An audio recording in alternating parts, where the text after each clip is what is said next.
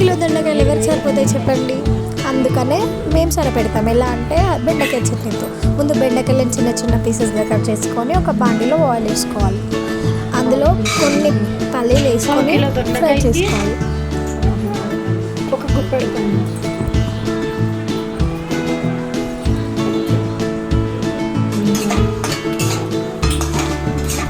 పల్లీలు ఒక ప్లేట్లో తీసేసుకోవాలి. తర్వాత పల్లీలు పక్కకు తీసేసుకోవాలి. అందులోనే కొంచెం మిర్చి కూడా ఫ్రై చేసుకోవాలి. వాటిని కూడా పక్కకు తీసేసుకోవాలి. నెక్స్ట్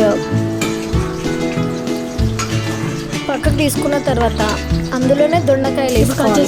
దొండకాయలు వేసుకోవాలి. మనం ఎంత దొండకాయ అయితే కట్ చేసుకొని పెట్టుకున్నామో ఆ దొండకాయ అనేది అందులో వేసుకోవాలి. బాగా కాలాలి, కొంచెం టైం పడుతుంది. ఒక ½ అవర్ దాన్ని మూత పెట్టేసి ఉంచేసేయండి. నాకైతే ఆయిల్ సరిపోలేదు, అందుకని నేను కొంచెం ఆయిల్ వేసుకున్నాను. మీరు కావాలంటే వేసుకోండి.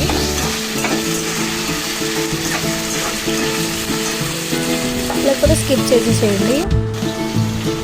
పల్లీలతో పాటు ఎల్లిపాయలు, మిర్చి, కొంచెం చింతపండు ఇవి తీసుకొని పక్కకు పెట్టుకోండి. చూడండి దొండకాయలు ఎలా అయ్యాయో. తర్వాత ముందు మనం తీసుకున్న పల్లీలు అవన్నీ మిక్సీలో వేసుకొని పేస్ట్ లాగా తయారు చేసుకోవాలి. 1 టేబుల్ స్పూన్ అందులో మీకు రుచికి తగ్గంత ఉప్పు, దీనిలో అలాగే కాస్త అందులో నేనైతే కొంచెం వాటర్ యాడ్ చేసుకున్నాను కాటు ఉంటుందని. మసాలా ఇంకా దొండకాయలు కూడా యాడ్ చేసి ఇవన్నీ మిక్సీ చేసేసుకోవాలి, మిక్సీ పట్టేసుకోవాలి.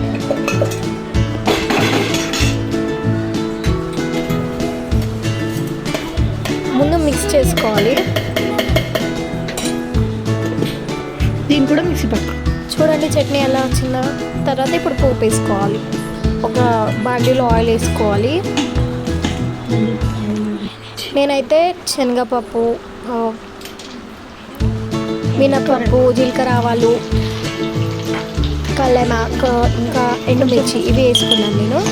అందులో నేను శనగపప్పు, మినపప్పు, ఎండుమిర్చి, కల్లెమాకు, ఇంకా జీలకర్ర ఆవాలు యాడ్ చేసుకున్నాను తాలింపు కోసం. అవి అందులో ఇంకా కొంచెం పసుపు యాడ్ చేసుకోవాలి కలర్ కోసం. తర్వాత చట్నీ అందులో యాడ్ చేసేసేయడమే. టేస్టీ దొండకాయ చట్నీ రెడీ అయిపోయింది.